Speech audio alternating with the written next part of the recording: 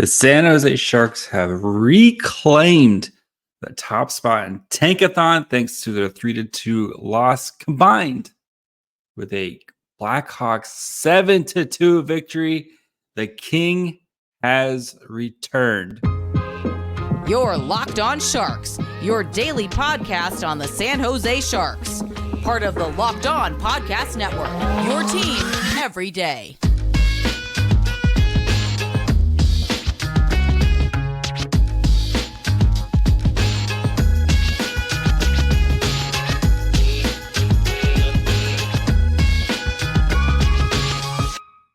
Hello, welcome to Locked On Sharks, the premier hockey podcast covering your favorite team in the Bay Area. My name is JD Young, contributor at San Jose Hockey Now, and I want to thank you for making Locked On Sharks your first listen.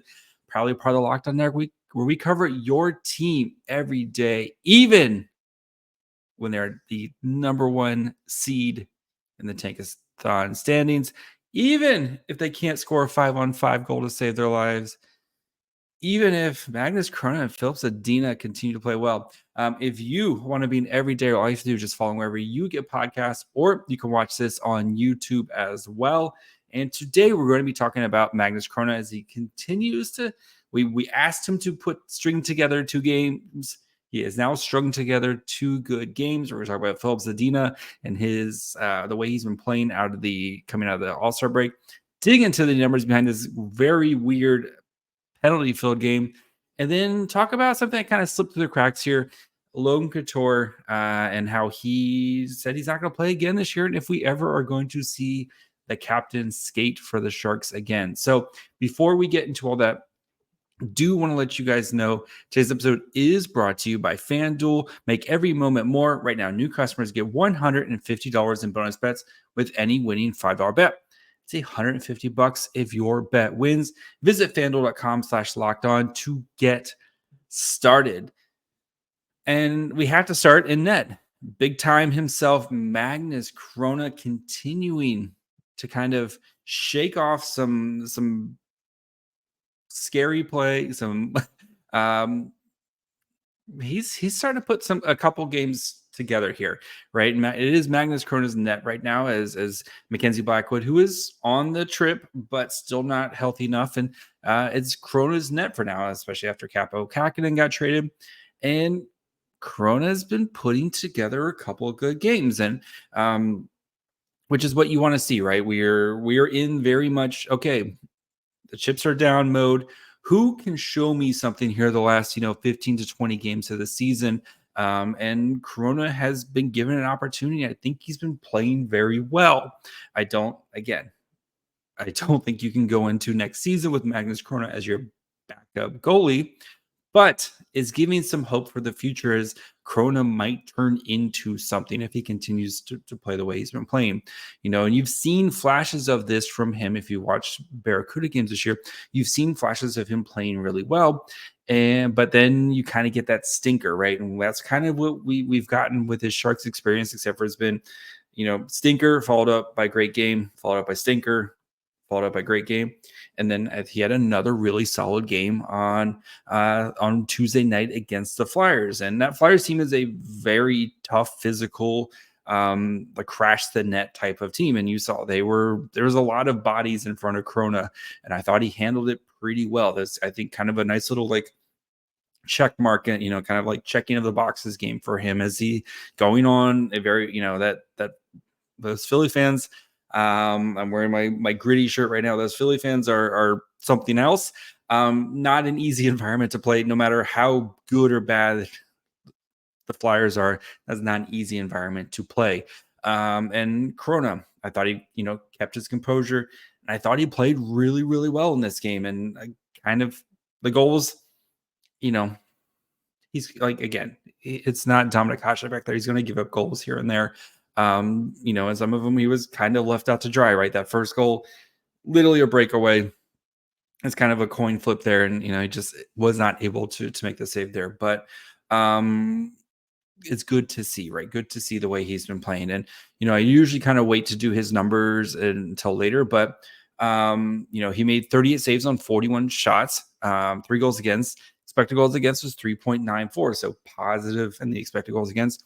927 save percentage, 7 high danger saves on 7 high danger shots, 10 mid danger saves on 13 mid danger shots, and 19 for 19 low danger. That's in all situations. The Sharks did a really good job of helping their young goalie out by kind of keeping the crease clear, making things a little bit easier. Yes, there's a lot of bodies in them, but there wasn't shot attempts there, right? They were forcing the Flyers to kind of take those shots from out and letting him kind of see it a little bit more, let him kind of track the puck, let him use his big frame to his advantage. So, but again, I thought when he did have to, I thought he played cool and calm and collected, especially with a lot of chaos going around him. So good to see there. And as the Sharks continue, they play Pittsburgh on Thursday. I expect Chrona to get the start that day, and then you'll probably get another start this weekend. And we'll see what happens with Cooley's kind of expected to get one of these starts over the weekend, as they have a back-to-back against Columbus, and then they have and then Chicago. I would go Magnus, and then I would start Cooley against against Chicago. Guy in his first NHL game. That's a game you need to lose. That are really but anyway, that's what I would do. But what do I know? And then Filip Zadina, right? Zadina continuing to play really well, scoring 2 power play goals. Luke Cunnin, some very nice assists again. My take on Luke Cunnin, but every once in a while you're like, okay, Luke Cunnin, I see what you do. The first goal, very nice, beautiful backhand move, way to kind of sneak behind the defense, and he almost did it again at the very end of the game. There's about 30 seconds left, and Granlund spots Zadina, who's kind of starting to streak, and if that pass hits, or if Zadina can kind of collect that pass, he's going to have another basically mini breakaway where it's going to be one-on-one with a chance to tie it. But great job there. And then the other one was a really nice pass, kind of shot pass from Luke Cunnin to Zadina, who's able to kind of tuck it home. And the Sharks' power play has been kind of the key to their recent decent play, right? They had 2 power play opportunities. They scored 2 out of 5 power play opportunities this game. They scored 2 power play goals last game. Like you're seeing the power play, and that was kind of one of the things. If you go way back to the beginning of the summer or end of the summer, we talked about how David Quinn can kind of coach up a power play, and this is very much a mismatched ragtag group of guys on this power play. But they've been effective, whether it's the first or second unit, and tonight it was the second unit that was just a little bit more effective, and this Flyers penalty kill has been the second best penalty kill in the league. I know they've been a little bit leaky those past couple games, but still that is a nice showing for the Sharks power play, and for a guy like Zadina, who's now hit his career high this season. Is it 11 or 12 goals now? But anyway, he's hit his career high with goals for a season, and I think you have to feel pretty happy with 12 goals, with what you've gotten out of Filip Zadina, especially coming out of the All-Star break. Since the All-Star break, he's had 2, 3, 4, 5, 6, 7 goals during that time. So 7 goals in about a month. Now, if he can continue to play this well, I'm not expecting 7 goals a month every month. That would put him, as a potential 40-goal scorer. If I quick math, but again, if Zadina can turn in, going from a potential 15-goal guy to, okay, next year, can we be a 25-goal guy? Especially if we get some more talent around you, the Sharks might have, and he's going to be cost controlled for the next couple seasons. Like Zadina putting some good tape on before going into making one less question you have to answer going into this offseason, as Mike Grier's going to have a lot of holes to fill. I feel pretty safe about the way Zadina's playing. And I think this line, we'll talk about this line a little bit more with Cunnin, Eklund, and Zadina. they're starting to kind of find something here. So I know it's been maybe the numbers aren't the prettiest all the time, but I think that line's starting to kind of put something together here a little bit. So then maybe one of those things where the eye test maybe doesn't really match the numbers. So we'll dig into the numbers behind this game, talk about how dominated special teams were in this game, and then we'll talk about Logan Couture at the end. So we'll get to that here in just 1 second. The season's almost over, and the Sharks are currently dead last in the standings. But I want to remind you that you can still win big by playing Daily Fantasy Hockey on Sleeper, the official daily fantasy app of the Locked On NHL Network. Sleeper is our number one choice for daily fantasy sports, and especially daily fantasy hockey, because with Sleeper you can win 100 times your cash in daily fantasy hockey contests. All you got to do is pick some of your favorite studs, whether they're NHL superstars like McDavid, Crosby, or McKinnon, or some of your favorite players on the Sharks like Filip Zadina, Zetterlund, Granlund, Eklund, and then record more or less in their sleeper projections for things like goals, assists, saves, plus minus, and more in a given game. 100 times bet on Sleeper. You need to correctly predict the outcome of 8 player stats. You heard me, Sharks fans. You can win 100 times your money playing daily fantasy hockey with Sleeper. So start paying attention and nail your picks so you can start winning big. Use promo code LOCKEDONNHL and you get a $100 match on your first deposit. Terms and conditions apply. That's code LOCKEDONNHL. See Sleeper's terms of use for details and locational availability. Passion, drive, and patience, what brings home the winning trophy, is also what keeps your ride or die alive. eBay Motors has everything you need to maintain your vehicle and level up to peak performance, from superchargers, roof racks, exhaust kits, LED headlights, and more. Whether you're into speed, power, or style, eBay Motors has got you covered. With over 122 million parts for your number one ride or die, you'll always find exactly what you're looking for. With eBay Guarantee Fit, your part is guaranteed to fit your ride every time or your money back. Because with eBay Motors, you're burning rubber, not cash. With all the parts you need at the prices you want, it's easy to turn your car into the MVP and bring home that win. So keep your ride or die alive at ebaymotors.com. Eligible items only. Exclusions apply. eBay Guarantee Fit only available to U.S. customers. All right, so let's dig into the numbers of this game. So again, we had less than 40 minutes of 5v5 hockey in this game because there were so many power plays. The Sharks had 5 power play opportunities, and the Flyers had 4. The Sharks went 2 for 5. The Flyers went 1 for 4. So we had a lot, and then we had some 4-on-4 time. Like, we had a lot of special teams play in this game. So 39-34 of 5v5 time on ice, 41-36 shot attempts in favor of the Flyers, 53.25 to 46.75 Corsi for.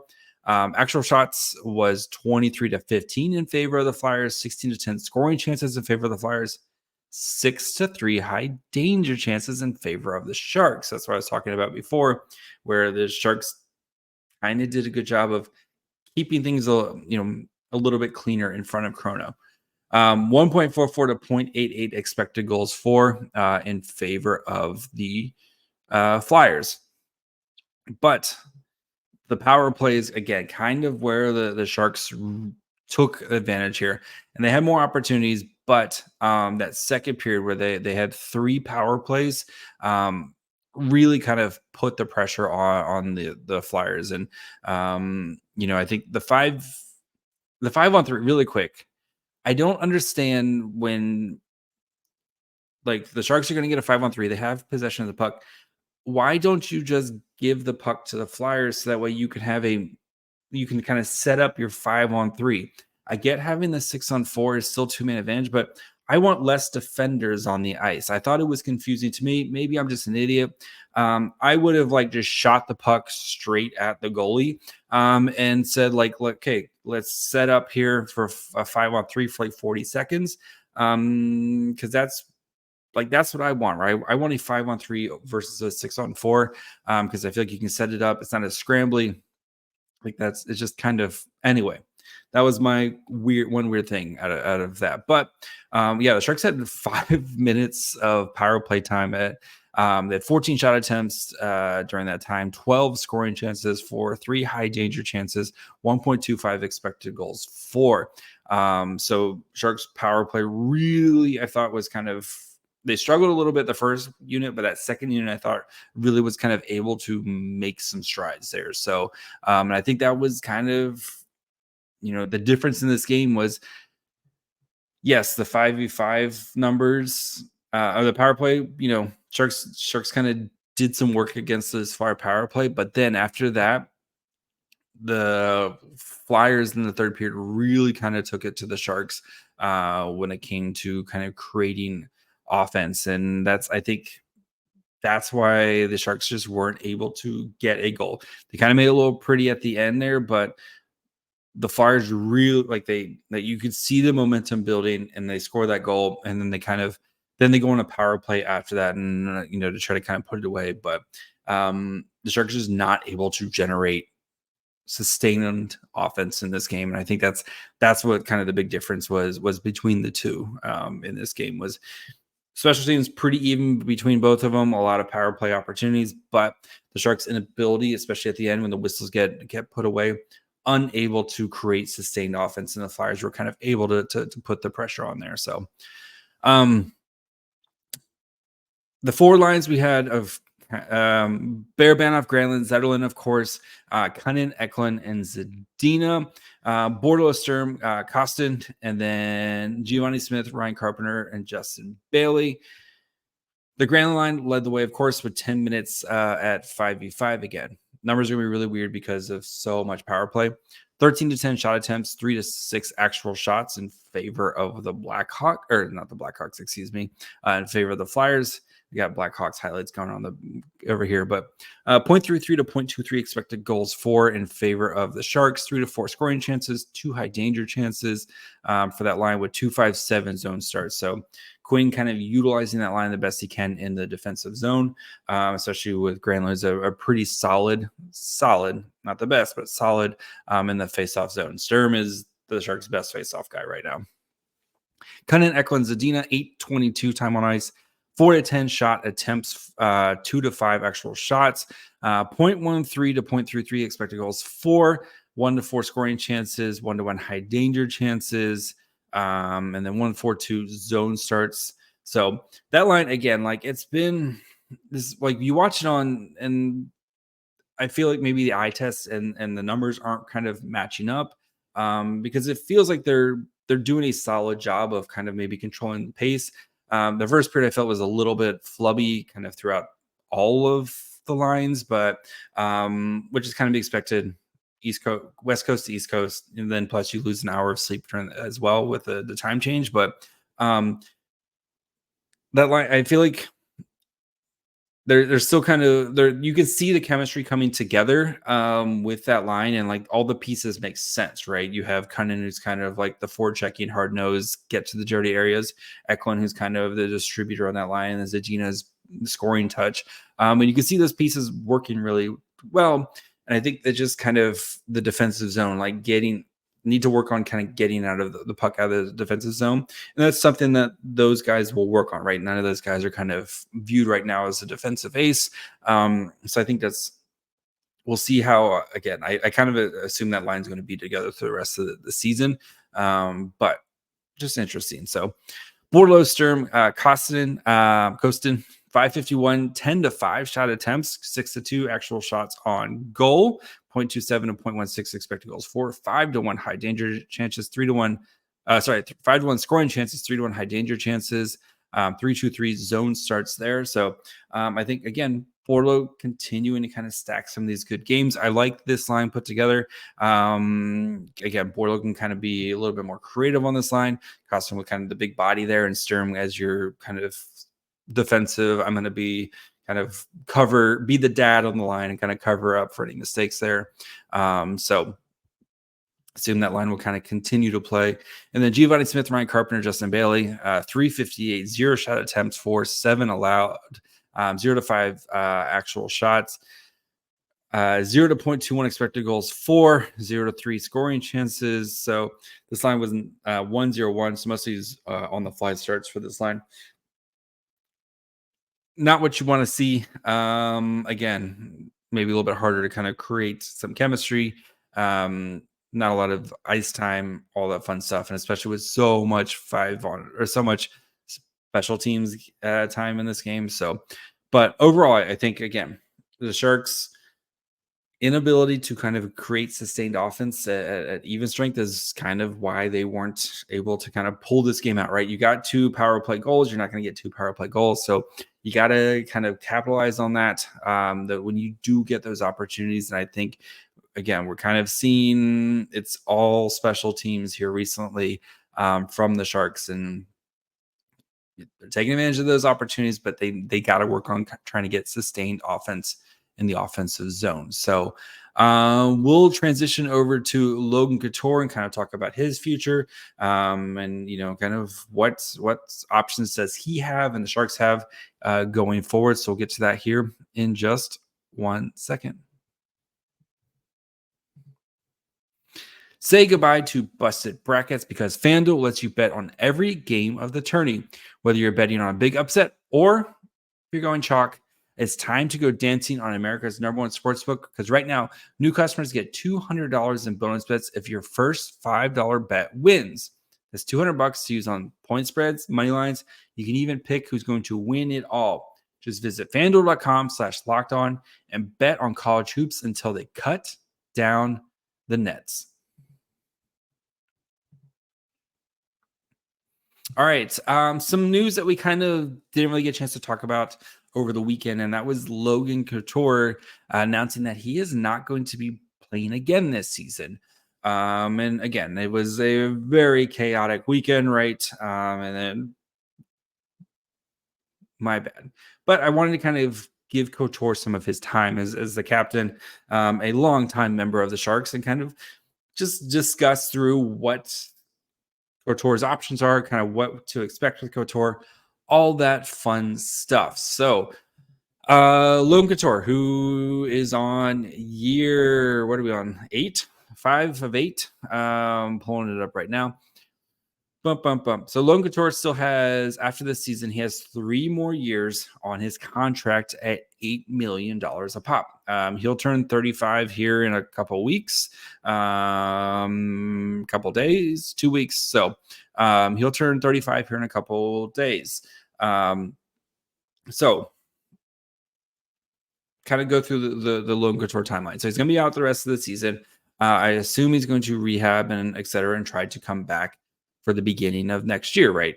Basically, you have other than 6 games off, you have an entire year to try to kind of come back from this injury, right? And Couture has access to the best doctors, right? Whatever Couture needs, the Sharks are going to give him as they want him to try to come back.